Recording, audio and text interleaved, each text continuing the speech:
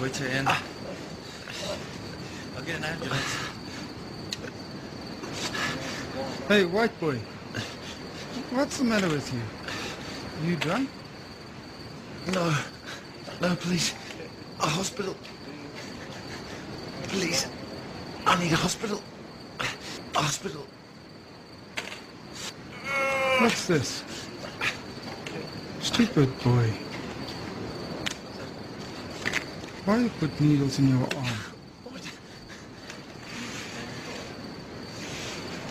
I'm cold. Please. I'm cold. I need a blanket. I'm cold. These guys think I'm a drug addict, and I'm nearly dead.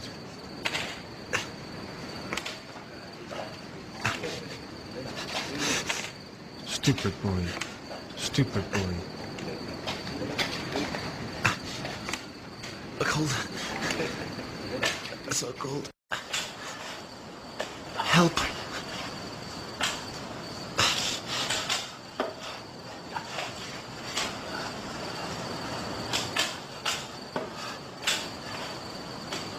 Yeah.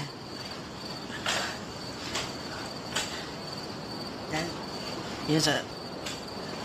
Yeah. Yeah. Try to take some.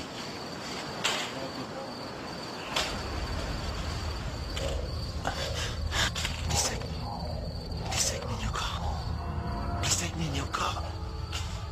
No. I think you wait for an ambulance, okay? He wants my car. I looked away. I knew if I looked at him, I'd lose it. I thought to myself, if I survive this, you're history, Jack. I mean, I was furious. I'm looking away, contemplating what I'm going to do to him if I survive it. And I see Danielle appear from nowhere, runs up to my side, and to my amazement, an ambulance comes flying to the car park. Hurry, it's a jellyfish. Please, hurry, please. Jellyfish? Careful with it. It's all right, Jen. It's all right. Don't worry. You'll be all right.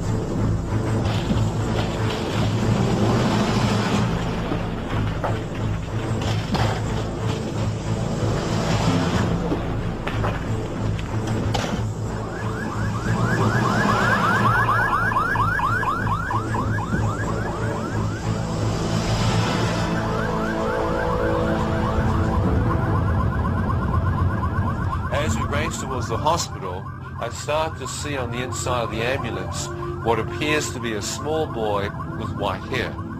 I see sections of some kid's life with snow white hair. I then realize as I'm looking at it that this is me. This is sections of my own personal life. Oh, that am I that close?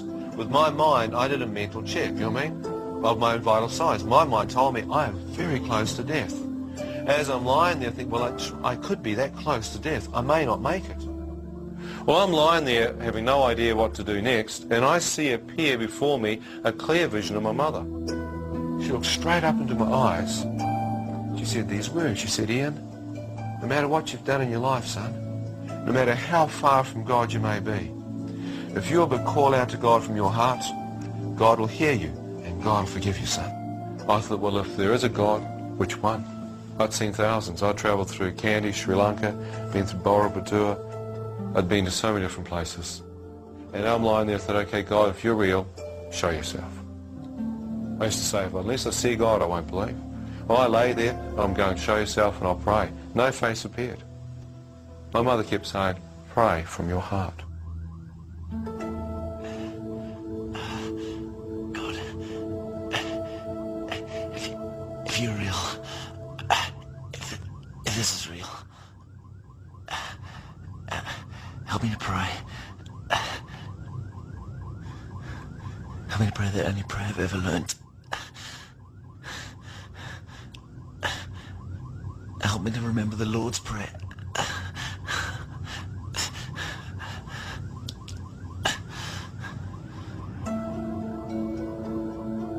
As I said that, words began to appear before my eyes. Forgive us our trespasses and sins.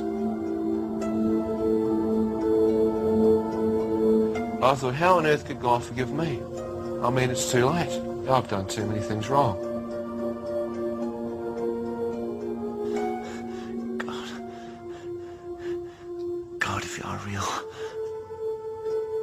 can hear me, please forgive me.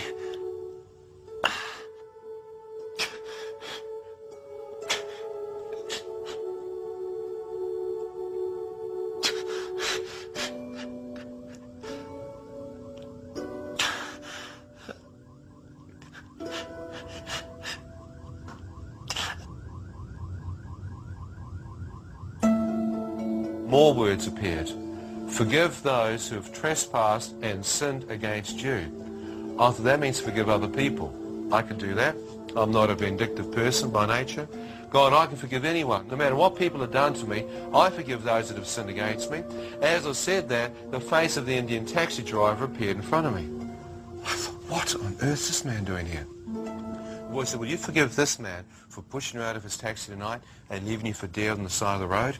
I thought, no, you must be joking. Not forgiving him. I mean, I was furious with that guy. And the next minute, the Chinese guy's face appeared in front of me. I thought, what on earth is he doing here? And the boy said, will you forgive this man for not taking you in his car tonight and leaving you to die in the hotel? I thought, no. As I saw both of these men's faces, I thought, what on earth's going on? This isn't just some mumbo-jumbo prayer. I could actually be talking to someone who could be God. This voice is actually personalizing this prayer to me.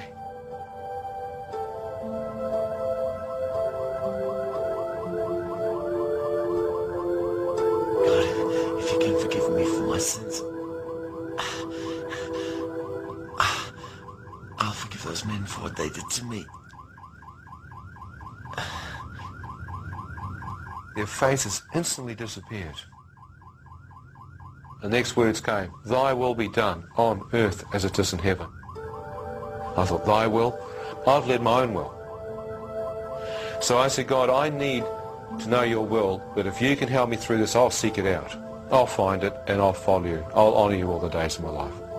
As I said that, the entire Lord's Prayer appeared before me, and for the first time in my life I had total revelation of what it meant. Thy kingdom come, thy will be done.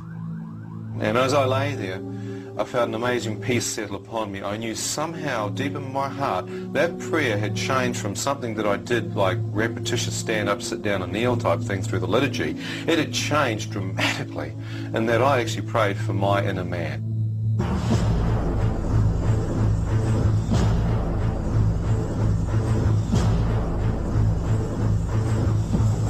What happened? What's wrong with him? Stung. Jellyfish. Jellyfish?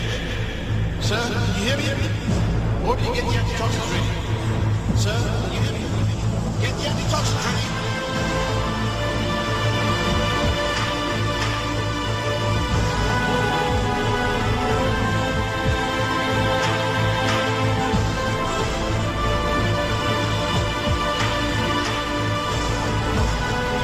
Try to stay awake.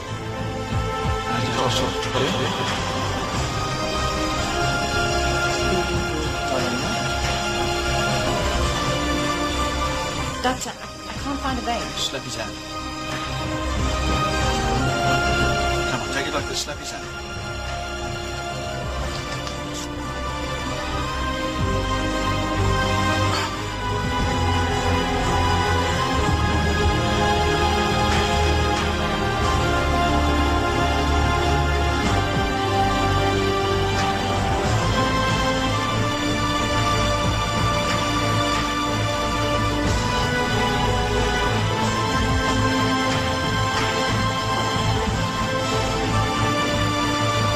That's all we can do for you right now. Fight the poison. Fight the poison, okay?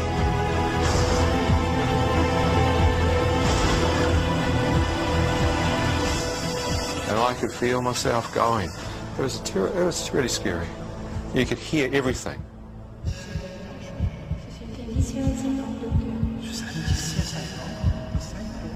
Well, I lay there and I had doctors milling around me and nurses and orderlies, but I found it so difficult to keep my eyes open.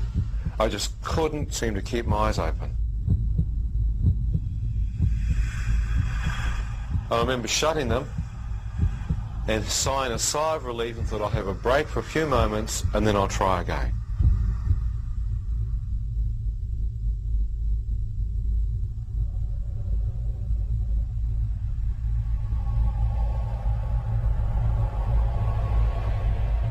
As I did that, I felt a sensation like a release. The battle to stay alive had finished.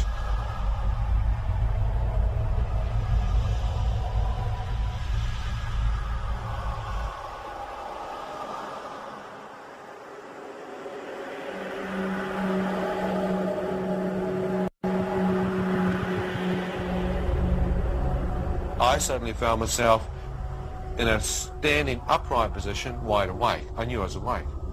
The trouble was, it was pitch black. And my first thought was, why on earth those doctors can't turn the lights out in here? What kind of hospital is this? As I stood there, wondering how long I'd been asleep for and why the lights were out, I thought, well, don't freak out. Let your eyes accustom to the dark. Maybe you've woken up too quick. So I kept looking, thinking my pupils had dilated. No light. Couldn't see a thing. It was pitch black, like a dark room. So, well, okay. There must be some light in here somewhere. So I turned around 360 degrees, checking out to see if there's some light. Couldn't see a thing. As I went out to my right, I couldn't find the wall. I thought, that's weird. Have they moved me? So I started moving back to the left, groping around looking for my bed.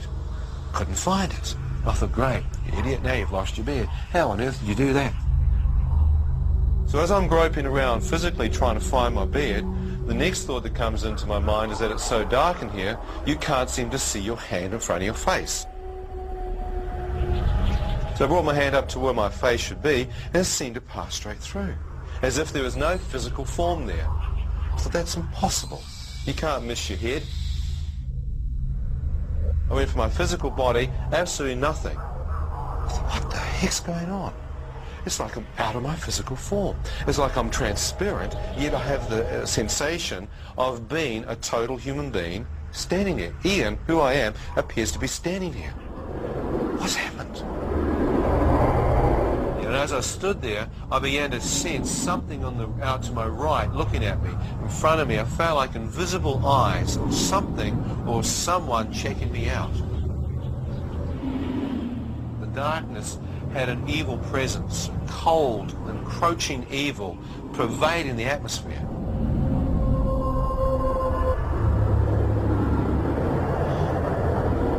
Where am I? Shut up!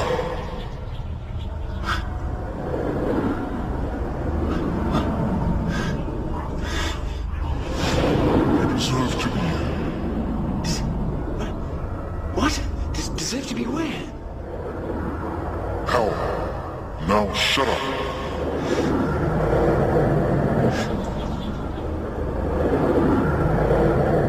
As I stood there, realizing I could actually be in hell, a radiant beam of light pierced through the darkness above me. As this light touched my face, I felt an awesome presence go through me, and my entire body seemed to lift off the ground and be translated up into this light and radiance. As I'm being drawn up into it, I can see that it's coming from a circular-shaped opening far above me. I feel like a speck of dust being drawn towards this light. As I'm being drawn up towards it, I thought, is this real? I looked back over my shoulder, and far beneath me, I could see the darkness. Still not understanding what this light was, I began to move up to the opening, enter it. As I was drawn into the opening, I could now see that it was a tunnel. As I looked along the length of it, I could see the source of the radiance. My first thought is the center of the universe. Look at the light. Look at the power coming from there. As I'm being moved towards it, I watch as a wave of radiance comes up. As this wave of light comes off the source, it touches me, and I feel warmth, comfort. All that kind of fear and darkness just seems to go out of me, and I feel a living light flow through me. Shafts of radiance came out from the central core. It was like a white fire. Phenomenal radiance in the central core. From that, I watched this brilliant light piercing out. And I thought, even the stars in the universe, even the constellations,